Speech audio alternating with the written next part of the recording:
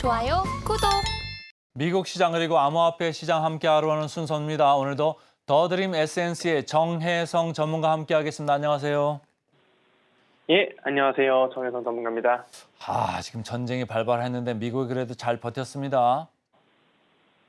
네, 오늘 뉴욕 3대 지수는 이제 좀 장 초반에 이렇게 좀 빠지는 모습을 보여줬다가 이제 점진적으로 우상향하는 모습을 나타내줬습니다. 이제 주말간 이제 이스라엘과 하마스 간의 전쟁이 터지면서 러시아와 우크라이나 전쟁처럼 다시 한번 이렇게 인플레이션의 문제가 생기는 거 아니냐, 이런 불확실성이 좀 커지는 상황이었는데, 오늘 같은 경우에는 이제 페드 위원들이 이제 비둘기파적인 이제 발언을 해준 점이 좀 시장 상승을 이끌었다, 이렇게 보시면 되겠습니다. 이제 업종별로는 전체적으로 좀 상승하는 업종이 우세했는데, 이제 에너지 관련주들이 이제 눈에 띄게 상승한 게 보이죠. 오늘 국제유가가 상승하면서 에너지 관련주들이 이제 큰 폭으로 상승 마감했습니다. 자, 우선 가장 먼저 좀 살펴볼 부분은 지금 이스라엘과 하마스 사이에서 이렇게 전쟁이 일어났죠. 팔레스타인의 이제 무장전파인 하마스가 이스라엘에 로켓포를 쏘고 이제 민간인을 학살하면서 지금 1,200명이 넘는 사망자가 발생한 상황인데, 이 중동 리스크가 지금 뭐 잘못하면은 제3차 세계대전까지 될 수 있다는 우려랑 이제 인플레이션에 다시 한번 압박을 줄 수 있다는 우려가 같이 나오고 있습니다. 실제로 미국 같은 경우에는 지금 이스라엘을 지지를 하면서 세계 최대 핵 추진 항공모함을 지금 이스라엘 근처에 배치를 할 예정이고요.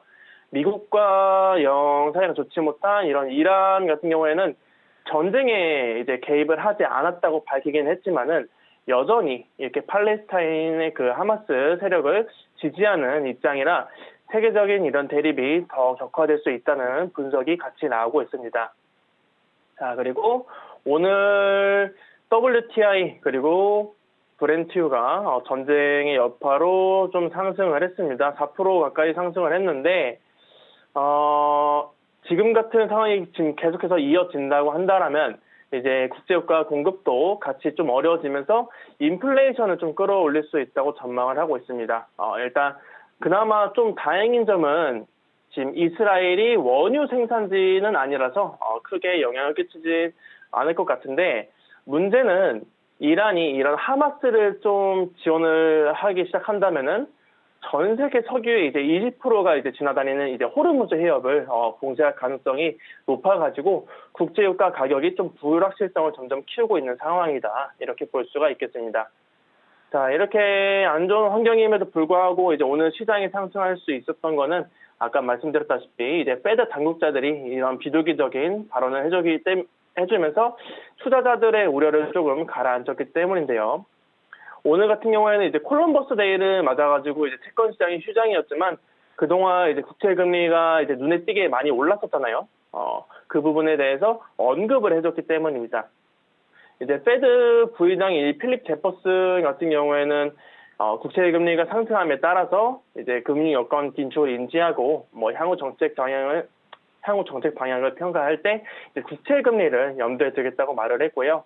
댈러스 연은 총재 로리 로건 같은 경우에도 최근 장기 국채 금리가 급등했던 걸 언급을 해주면서 금리 인상도 열려 있지만 금리 동결도 같이 모두 열려 있다, 이렇게 얘기를 하면서 가능성을 모두 열어줬습니다. 그래서 지난주까지만 해도 이제 극단적 공포에 머물러 있던 이런 공포 탄력 지수가 오늘 30포인트를 찍어주면서 공포 단계로 올라왔습니다. 이 피어 그리드 지수도 그동안 빠졌던 이유가 9월에 이제 미국 국채 금리가 이제 좀 크게 상승을 했기 때문에 극단적 공포까지 빠졌던 거잖아요. 그런데 오늘 이제 페드 위원들이 국채 금리에 대한 이런 언급을 또 해주면서 추후 기준금리를 결정을 할 때 염두에 두겠다는 얘기를 해주니까 투심도 조금 살아난 것으로 보입니다. 자, 그리고 최근에는 이제 고용 지표에 눈을 돌렸다면은 이번 주는 물가 지표에 이제 주목을 하셔야겠습니다. 한국 시간으로 내일 저녁에는 이제 생산자 물가지수 PPI, 그리고 모레 저녁에는 소비자 물가지수 CPI가 발표가 되는데요. 특히 주목해야 할 부분은 이제 근원 지수가 예상치에 부합하는지를 눈여겨보면 좋겠고, 각각 예상치는 지금 이제 전년 동월 대비해서 2.3%, 그리고 4.1%를 가리키고 있다는 말씀까지 전달드리도록 하겠습니다. 이스라엘 하마스 간의 전쟁 발발 때문에 국제 유가가 4%나 오르니까 우리나라 시장에도 당장에 영향을 줄 건데 미국에서도 보니까 에너지 섹터가 상당히 많이 올랐고 반면에 뭐 여행 지수나 뭐 여행 관련되는 업종들은 좀 많이 밀려가지고 그쪽에 관련되는 피해가 좀 우려가 되고요. 자, CPI, PPI 이제 나오니까 상당히 이게 중요한 건데 이게 나올 때마다 지수들이 변동을 했거든요. 그때가 변곡점이 될 가능성이 있다. 근데 때마침 또 지금 전쟁이 터졌기 때문에 아무래도 계속적으로 좀 시장은 촉각을 곤두세우고 좀 예의주시해야 된다. 이런 생각을 좀 해야 될 것 같고요. 자, 애플 쪽으로 가볼 거예요. 애플 조금 올랐네요. 네, 그럼에도 불구하고 아직 조금 악재는 남아있는 상황이죠. 예, 애플 같은 경우에는 최근 이제 아이폰 15 시리즈를 발표를 하고 이렇게 좀 불거진 발열 문제를 좀 해소하기 위해서 운영체제 업데이트를 진행을 했었습니다. iOS 17 업데이트를 진행했는데 여기서 이번에는 와이파이 연결 장애를 겪고 있다는 이런 사례가 지금 점점 증가하고 있습니다. 와이파이가 연결된 상태에서 뭐 앱이 콘텐츠를 불러올 수가 없거나 인터넷이 상당히 느리게 연결되는 이런 현상이 나타나고 있는데 이런 문제가 지금 아이폰 15만의 문제인지 단순히 소프트웨어만의 문제인지 이제 좀 정확하게 밝혀지지는 않았지만 아이폰 15 시리즈를 출시한 이후에 각종 논란에 좀 휩싸이면서 소비자들의 신뢰도에 영향을 미칠 거라는 우려가 지금 나오고 있는 상황입니다. 자, 그리고 오늘 같은 경우에는 이런 오늘 같은 상승장에서도 테슬라는 큰 움직임 없이 이제 약보합에서 마감을 했는데 테슬라는 지금 중국에서 매출이 부진하다는 이런 소식이 들려오고 있습니다. 저번 9월 동안 중국에서 판매된 이런 테슬라의 대표 차종 모델 3랑 모델 Y의 판매량이 12% 급감을 했다고 하고요. 중국 공장에서 생산된 이런 차량 판매량도 전년 동월 대비해서 10.9% 감소했다고 합니다. 테슬라 측에서는 지금 최근 공장 업그레이드 계획에 따라서 판매 감소가 있었다고 올해 목표 180만 대 판매는 여전히 변함이 없다고 강조하기도 했는데 지난주에 미국에서 모델 3랑 모델 Y 등 이런 일부 모델의 가격을 내린 걸 보면은 앞으로 추이도 좀 지켜볼 필요가 있겠다 이렇게 판단이 됩니다. 그리고 오늘은 방산주나 에너지주가 강세였죠. 아무래도 이스라엘과 하마스 간의 전쟁이 발발을 하니까 무기 수출 기대감에 미국 방산 업체들이 좀 주가가 좀 일제히 폭등을 했고요. 대표적으로 로키드 마틴이 폭등했고 그리고 제너럴 다이너믹스가 또 급등하는 모습을 볼 수가 있었습니다. 자, 반대로 항공사들은 아까 말씀해 주신 대로 항공사들 같은 경우에는 이제 이스라엘 항공편을 좀 대거 이제 취소를 하면서 델타 항공 내렸고요. 그리고 사우스웨스트 항공 내렸습니다. 그리고 마지막으로 아메리칸 항공까지 이렇게 좀 주요 항공주들이 이제 하락하면서 장을 마감했다라는 소식까지 전달해 드리도록 하겠습니다. 중동 리스크에 방산주가 좀 웃고 있다. 많이 주가가 뛰었다 이렇게 말씀을 주셨는데 저도 뭐 주말에 전쟁 나기 전에 이미 좀 자료를 좀 만들어 놨다가 전쟁 때문에 저도 좀 자료를 좀 바꿨습니다. 자, 방산주 오늘 좀 지켜보고요. 비트코인으로 좀 가볼까요? 시황 어땠습니까?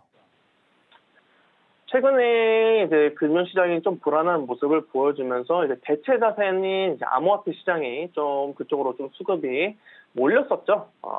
비트코인도 현재 지금 바닥을 찍은 상태에서 이제 소폭 반등하는 움직임을 보여주고 있는데, 이스라엘과 이제 하마스 간의 전쟁이 일어났음에도 불구하고 아직까지는 이렇게 좀 오르락내리락 하면서 박스권을 만들어가고 있는 상황입니다.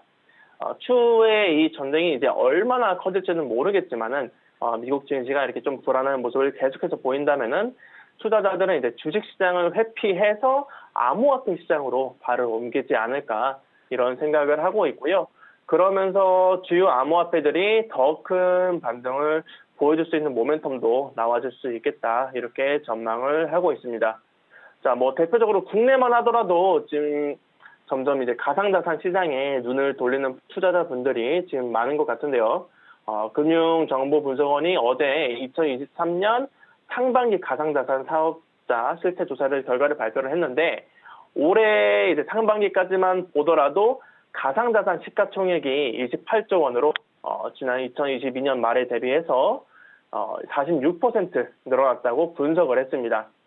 물론 한창 불장이었던 2021년에 비해서는 이제 절반의 수준이지만은 절반 수준이지만 조금씩 이제 드러나는 이런 긴축 완화 기대감과 뭐 ETF 출시의 예상 등으로 이제 투자 심리가 조금씩 회복되고 있다고 이렇게 분석을 했네요.